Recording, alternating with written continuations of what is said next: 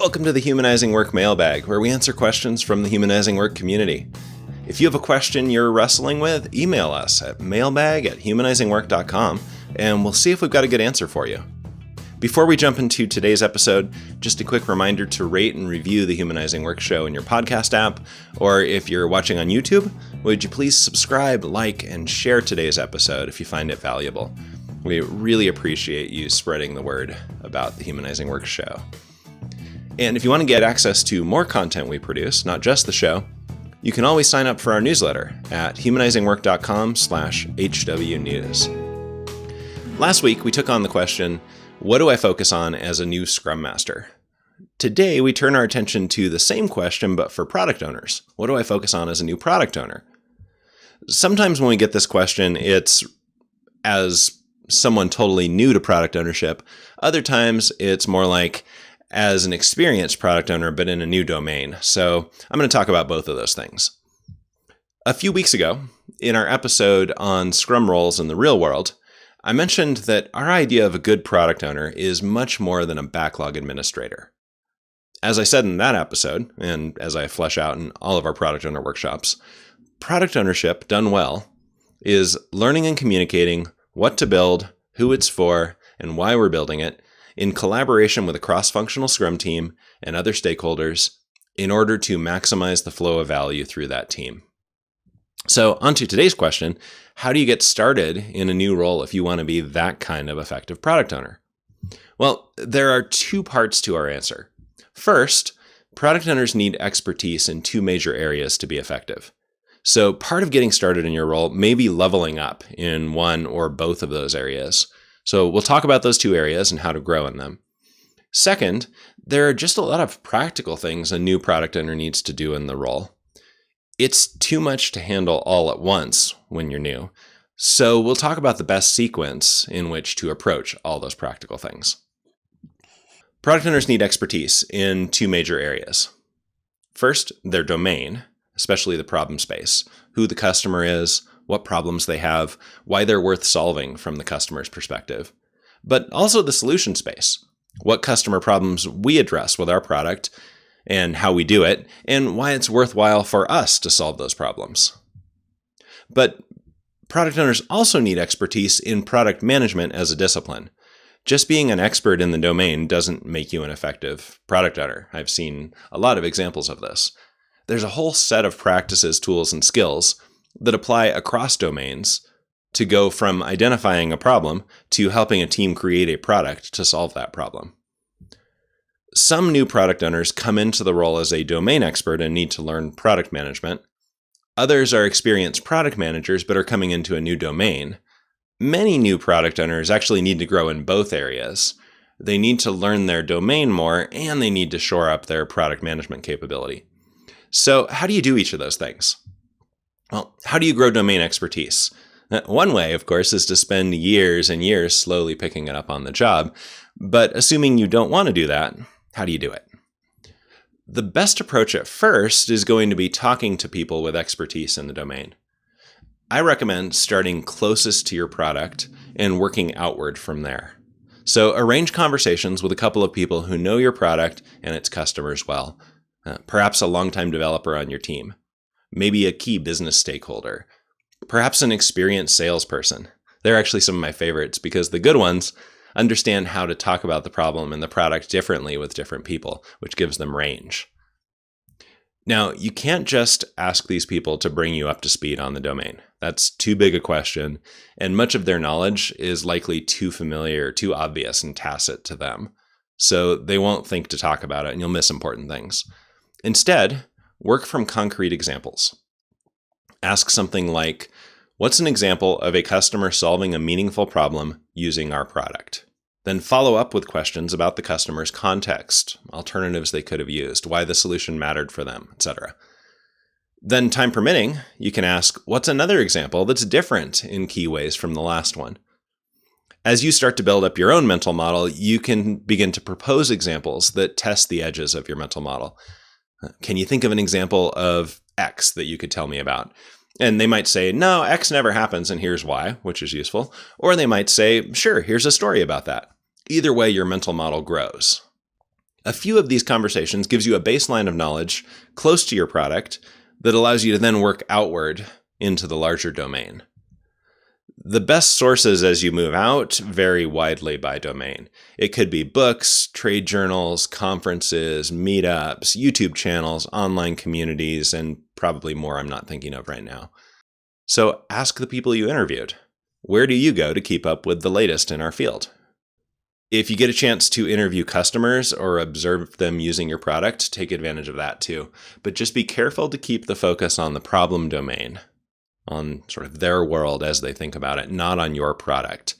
New product owners can often become a target for pent-up feature requests, and you don't want to end up with availability, primacy, or recency bias distorting your backlog. Get your own picture of the domain clear before getting anchored to the perspective of those first few customers who are willing to talk with you. Finally, as you're trying to understand the domain, dig into the landscape of competitive and adjacent products in that domain. Not just to understand how they're positioned differently from yours, which is important, but also to look at how they talk about the domain. That can give you additional perspective on the context your product sits in. As you collect information about the domain, you might want to capture what you're learning outside of your head somewhere. I've seen some new product owners make a glossary of domain terms. Others create a visual, like a mind map or something, to organize concepts and their relationships. And then once you have an artifact like that, now you have something that you can bounce off of others in your company and invite them to correct it or add to it. And that's another source of conversations that help you understand the domain better. So those are some tips for getting up to speed on the domain side. But as I said, product ownership also involves a lot of tools, practices, and skills that cut across domains. They apply everywhere. To give just a few examples, a good product owner should be able to do customer research to understand the problem domain. They should be able to form hypotheses and test product assumptions. They should be able to craft and communicate a compelling vision and business case for a product. They should be able to slice a big idea into good features and user stories, prioritize those features and user stories, and collaborate with a team to build them and bring them to market. If you need to level up on any of these skills, there are a variety of ways to do it. I'll just share a few. We teach workshops on these topics. Most frequently are Certified Scrum Product Owner and Advanced Certified Scrum Product Owner workshops, which are much more about these skills than they are about Scrum, despite the names. Of course, many other people teach workshops like this, so it's quite possible to find one with a style, location, and timing that works for you. It doesn't have to be from us. There are lots of free resources online for growing your product management skills. There's podcasts like this, meetups, webinars, YouTube videos, articles. Our Humanizing Work Guide to Splitting User Stories is a good example of the depth of content that's available for free on the internet today. Now, the trade-off with free resources, however, is that you have to piece together the materials you need instead of working through a structured curriculum. And then there's always books. I'm a big reader, so this is one of my favorite ways to learn. The challenge here is finding the right ones, actually reading them, and then actually applying them to your work. It's easy to read a book and never do anything with it, or start a book and never finish it. However you approach it, put intention and effort into building your skills. It rarely happens by accident, and it certainly doesn't happen fast by accident. So that's the first half of our answer on how to get started as a new product owner. Ensure you build the expertise you need both in your domain and in the discipline of product management. Second, as I said, a new product owner needs to handle a number of practical things in a structured way if you're going to avoid being overwhelmed and ineffective. Here are a few tips on how to approach sequencing your work in your early days as a new product owner. First, start at the top of the backlog.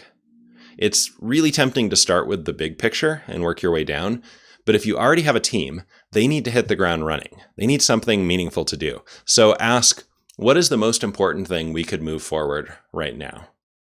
Now, future you may not agree that that was the most important thing, but just based on what we know now, what's the most important thing that we could move forward? And then get that into enough good user stories to fill a sprint, maybe a little bit more. If you're joining a team that already has a backlog from a previous product owner, you have two options for what to do with it. You can just take it over and refine it in place, in which case start by cleaning up the top of the backlog first. Or you can declare what I call backlog bankruptcy. Move the whole backlog into a separate place. The mechanics of that depend on your tool. And then once you've moved it, you treat it as a collection of possible things your team could build, but not the actual backlog. Draw from it to build out your new backlog, but don't treat it as a list of commitments. Now, note that the previous product owner, though, may have made commitments, which you're going to have to manage. So you may be pulling a lot of that backlog back into the new one, but the act of deliberately pulling each item in or reshaping it into a new one will give you a better handle on your backlog. It'll actually become yours. Once you've given your team a sprint or two of work at the top of the backlog, use the space, the breathing room that you just created for yourself to now zoom out to the big picture. The first thing to look at when you zoom out is who your stakeholders are. I'd suggest starting by building a Stakeholder Interaction Map. This is a tool we teach in our advanced CSPO workshop. There's a lot of nuance and variations you can do, which is why we spend a whole week of the session on stakeholder management, but here's the quick version. First, draw a big circle representing all your stakeholders, and then divide it into 3 wedges. The first wedge, the first kind of third of the circle, is for stakeholders who influence what your team builds. They shape what items appear on your backlog. The second wedge is for stakeholders who influence how your team builds whatever you build. They shape your definition of done, but they may not care about the specifics of what's on your backlog. Then the third wedge is for stakeholders who cause you to change the sequence of items on your backlog away from prioritizing by value. These often represent dependencies. You might say something like, well, I would do feature A first if I were prioritizing the most valuable items, but feature A is waiting on a dependency from that outside vendor, so I guess I'll put feature B first there instead while we wait. That outside vendor goes in the when wedge of the stakeholder map. They're sort of distorting your priority away from value, so you need to visualize that. Go ahead and brainstorm the stakeholders for each wedge. As a new product owner, you probably need to ask others to figure out who these people are and what they do. So you could ask around and say, who are the people that inform what's on our backlog? Who are the people that care about how we build whatever we build? Who are the people that represent dependencies one way or another and might affect the sequence of what we build? A stakeholder could appear on the map more than once. Some of them are in 2 places. Okay, now that you've done that, add another distinction to your stakeholder map. You do this by drawing a series of concentric circles from the inside out for the frequency on which you need to interact with that stakeholder. The inner circle is daily. Stakeholders go in this circle when new information emerges daily from them that will affect your team or from you that will affect them. Moving out, the next is every sprint, or sprintly if we want to stick with adverbs. Stakeholders go there if things change every sprint. Then add more circles for monthly, quarterly, and yearly. Arrange your stakeholders on the right circle within their wedges. Now, once you've done this, you can see who you need to talk with, about what, and how often. To set yourself up for success as a new product owner, get these interactions established. Some of them may be a recurring meeting. Others may just be a reminder to you to send an email to that person at that time about that topic. Next move, once you got your stakeholder map sorted out, that I suggest for new product owners when you're zooming out to the big picture, is initial customer research. Some of this may have already happened, so see if there are already customer profiles or personas that you can review. If possible, arrange a few customer problem interviews. Your goal here is to understand the key customer segments for your product and the key jobs, pains, and gains for each of those segments. And we spend a week or 2 on this in our ACSPO program. How do you do good customer interviews like this? How do you make sense of the results? There's also several books out there about this topic. A big part of the job of the product owner is representing a range of customer perspectives. So you need to develop that understanding early before you get buried in feature requests and turn your team into a feature factory just taking orders. Next, I suggest looking at vision. Vision is a picture of what the world looks like once your team has successfully done what they exist to do. Perhaps there's already a compelling, vivid vision statement that you can adopt, but honestly, it's unlikely. We don't see a lot of good ones in the wild, so you may need to create one. Based on what you've learned so far in your early research, write a draft vision statement. Vividly paint a picture in words of why the world will be better once your team is successful. In our CSPO workshop, We teach a rapid collaborative vision drafting technique, and you could use that if you know it, or you could just sit down and do some creative writing and describe what the world looks like in the future. Once you have that draft vision statement, test it with more experienced team members and stakeholders. Ask them, does this describe what we're doing? What's interesting about this? What would you change or expand in here? And use that feedback to refine your draft. Finally, fill in the middle of the backlog between the vision and the top of the backlog that you've already refined.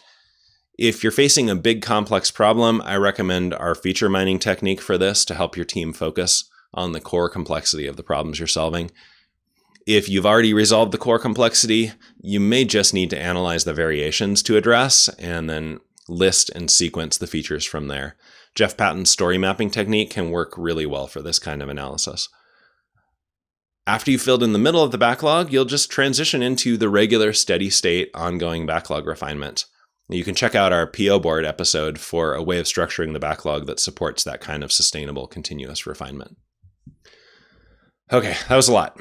A new product owner has a lot to do in the first months. So to summarize, level up your expertise in both your new business domain and in general product management capabilities, and sequence your early work by giving your team a sprint or two of good items to work on to buy breathing room for zooming out, then getting a handle on stakeholders, customers, vision, and the middle of the backlog. Last, be patient with yourself. You're not going to get everything right. This is a complex problem, and there's always going to be too much to do. You can't do it all sustainably. So prioritize your work and be willing to let the less important things fall off and be willing to ask for help. If you found this episode useful, please like and share it and keep the questions coming. We love digging into tough topics, so send them our way. Mailbag at humanizingwork.com. And by the way, if you need help with the product ownership capability on your team or in your organization, check out humanizingwork.com for training, coaching, and lots of free resources like our story splitting guide.